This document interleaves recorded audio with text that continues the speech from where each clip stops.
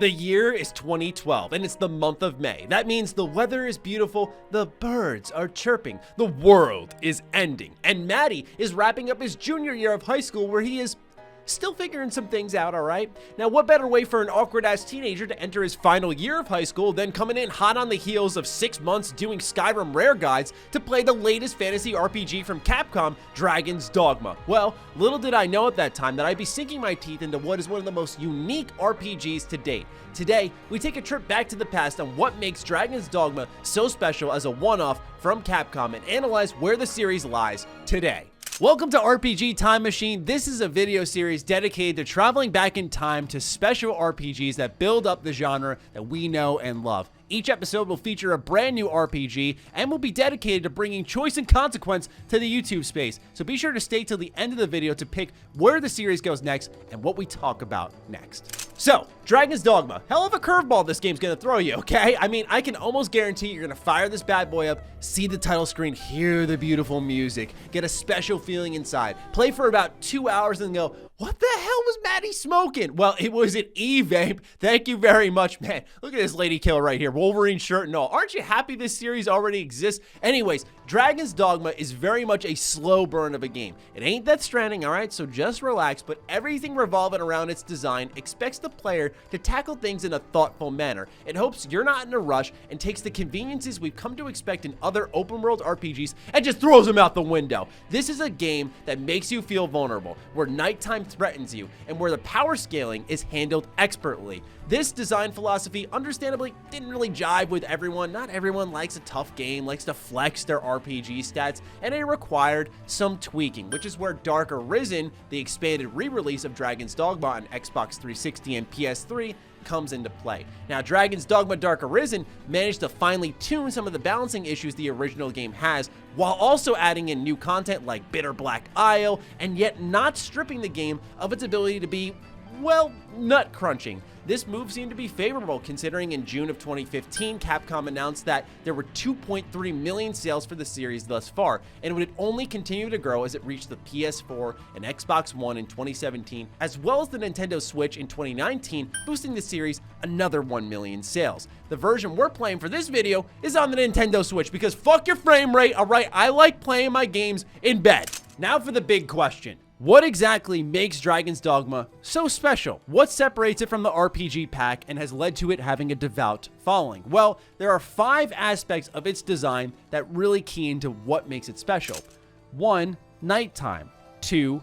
Danger. 3. Pawns. 4. Vocations. And 5. Boss fights. Now, some of these are interchangeable, okay? So you're going to see them overlap at points of mentioning them, but ultimately they combine together for what is a thrilling experience. Now, let me grab my blender here, okay? This is my RPG blender. We're gonna throw in a little Dark Souls. We're gonna throw in a little bit of Monster Hunter here. You're gonna blend that all up into some fantasy RPG and it's gonna spit out Dragon's Dogma. Your journey begins in a character creator where you have your heart ripped cleanly out of your chest by a menacing dragon, presumed to be dead since, you know, no heart and all that stuff. It comes as a shock to the people when you're walking around heartless. No, not that heartless, okay? We're talking about the other convoluted RPG today. That earns you the title of Arisen, and now it's on your shoulders to, well, do whatever the hell you want. After the opening hours, the game lets you off your leash, finally, and like any sensible open world connoisseur, you want to smell the roses, explore a bit, fight some baddies. What you'll quickly learn is the game will punish you if you stray too far off the beaten path. As night approaches and darkness encroaches around you and your party, you'll note that the nighttime in this game is very nighty in this game. I know it sounds silly, but we've been in an era of gaming for a very long while where few titles take nighttime seriously. You're gonna need a lantern in Dragon's Dogma, a torch, something that means that you're gonna balance the resources, and it means you're gonna balance how much weight your character is going to have, which will impact your stamina. Couple that with lurking enemies being more dangerous at night, but the compelling offering of quests only available at night, and you have yourself encountering one of the more special components of the game. The danger of Dragon's Dogma Arisen really does make exploration a thrill. You're going to die a lot in the early going at least, and it led to me beating my head against the wall when I escaped, a towering ogre. All right, fine, I'll run with my tail between my legs, only to find a lion, goat, snake, freakazoid further down the road. That brings about the player adjusting, right? Because now you know that in any encounter, they can actually get wiped out pretty easily. So every coin earned, every item looted, every piece of equipment changed out, every small improvement for your character feels like a much more grand victory because of the set difficulty. This also makes the data that you earn about the world all the more rewarding because you know where you should tread carefully, and thus introduces us to Dragon's Dogma's most defining system, which is pawns. At the start of the game, you'll create your main pawn alongside your main character, who will be aiding you throughout your entire adventure. The other two pawns that will join you can be anyone else's main pawns. So I created Paul, an archer who uses daggers, and my character is a mage. We're gonna need some help though, okay? So we have to call in some warriors, round out the party a little bit, maybe get another mage in there. And it goes beyond addressing needs, because since as you explore, you're gonna hear your companions are a chatty bunch, talking about almost anything that they see. Ooh, a rock. Take extra care on these narrow paths. They could be booby-trapped. Careful! A goblin! Be it monsters or beasts of the wood, there is plenty of reason to stay wary. Say you finish a quest. Your pawn will note that their knowledge of said quest has grown. What's neat though is that they're actually collecting data and uploading it to a server. A server, mind you, that's not required to play the game or access this mechanic at all, but it makes it a lot more enjoyable.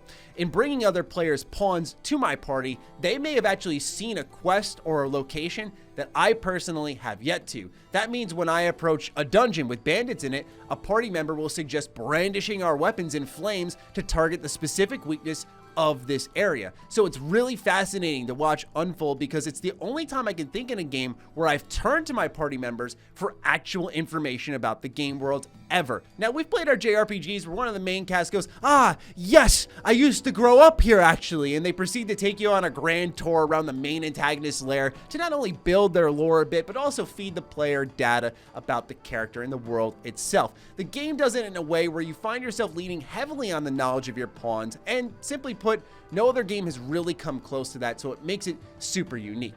But what's the fun of RPGs if you can't customize how you look, how stylish you are, how you play the game? That type of stuff is extremely important. Well, that's where Vocations come into play.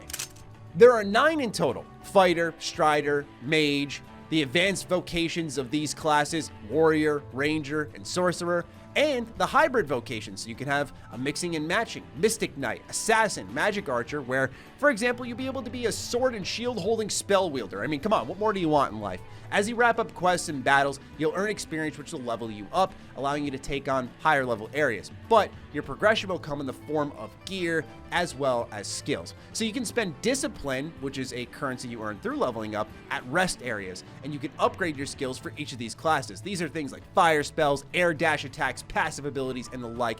Each class scales and plays differently, where multiple playthroughs are actually really rewarding on a gameplay front. The spending of discipline at rest areas specifically, and not whenever you please, is what feeds back into the difficulty this game really touts. What I'd argue though is the main feature talked about for Dragon's Dogma Dark Arisen, the main grab that will excite players, is its boss fights. They're plentiful and they are a blast. Heavily borrowing from Monster Hunter, you can scale these beasts and hack away at their weak spots, the tusks of an ogre, the snake tail of the chimera, and so on and so forth. Focusing on them will remove options of them being able to beat the life out of you pretty much. Having this occur in the middle of a fort as I waged war with the goblins around me and I had arrows flying everywhere and there were explosions, it's just a dynamic moment that happens in a well-made game. And it's a story that you can share with others to say, hey, check this thing out. The power scaling is felt when, in my case, in a fresh playthrough, I could barely take down an ogre. After retreating with my tail between my legs, I had to train, I had to humble myself, go, it's all right, Matty, you'll get him next time.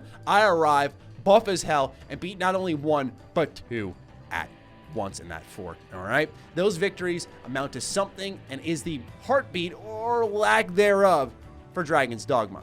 Now, after pumping this whole thing up here, I understand the next question may be, what is the future of the franchise? I'm sitting here talking about how great Dragon's Dogma is, but what is next? Well, After they saw some success, they tried to expand, starting off in 2015 with Dragon's Dogma Online. A lot of people, myself included, wondered what would life be like if we didn't rely on the intelligence of AI companions and instead our friends, you know? Famous last words. But anyway, it was set up to be a follow-up of the first game, and it incorporated most of the elements of Dragon's Dogma. The main difference being that it was you and your pals in the fray instead of pawns. It planned to tell the story over the course of 5 years on a roadmap, but Capcom eventually shut the game down in 2019 because it was becoming increasingly difficult to maintain the game and keep growing the player base. A baffling decision because, well, I never saw a Western release. I mean, why don't you give that a try first and then see if the player base doesn't grow? But that left fans wanting for a sequel ultimately. So that brings us to 2019, where fans received Devil May Cry 5 of all games, and it was spectacular. Riveting, combo loaded, heart pumping tracks, you know the name of the game. After release though, an interview with Capcom's Hideaki Itsuno had surfaced reporting that this game could have been Dragon's Dogma 2, all right? So what Itsuno said was, look, I want to make either Devil May Cry 5 or Dragon's Dogma 2 next. This was to the Capcom founder, Kenzo Sugimoto, all right? He says, I want to make one of these two next. He said, okay, do whatever you want. Do whichever one you want. So I thought, all right, you know what? Let's do DMC 5. So we did that. And look, I'm happy for DMC fans, okay? They got a great game. They deserve it, but it's okay to be a little salty, all right? I'm a little salty about it all because we were so close to something new and we didn't get it. Well, we ended up kind of getting something new, an anime. This one really came out of left field, okay? No one saw it coming. It's currently available exclusively on Netflix. It's a 7-episode season. You can bang it out quickly if you have the time, if you have the desire to. That said, I admittedly have not watched this, but reading a bit online, it kind of tells you what you expected, which is 3D animation. It just kind of looks odd. It doesn't do the series justice. It didn't have enough time to do that because of its episode count. It looks like a really weird cash grab for a game that never demanded anime, and yeah, you get it. That leaves us with our one and only hope for a sequel. In November of 2020, Capcom announced it was the target of a massive cyber attack, one that did not jeopardize its employees or customers, fortunately, but ultimately led to a leak that laid out the company's plans for the next half a decade. A brutal blow to the creative teams who had a real chance to surprise people. And this list mentions the likes of Resident Evil, Mega Man, which I'm praying, by the way, it's some kind of Battle Network, Star Force Collection, mind you. They haven't done that yet, but they've done the Zero games. Okay, I'm going off track now. But anyway, Monster Hunter was there. But the most important thing for this topic is Dragon's Dogma 2. Based off Hideaki Itsuno's comments, I imagine you could safely assume they were going to do this game anyway, but this is a smidge relieving given the leak has been accurate thus far, which means we could see a sequel very soon. That said, even if there isn't a sequel, give Dragon's Dogma Dark Arisen a chance. And that's all I've got to say about the game. But what happens next? That's up to you. It's time for you to make a decision. Where does our story head? Click on one of the videos, vote, and let me know where we're going next in the RPG time machine. Until then, big thank you to all the patrons who have supported the hell out of the brand new content. Really excited for the future of this channel. Thank you all so much. All of these videos are powered through your support on Patreon. Stay sexy, stay active. I love you all. Peace.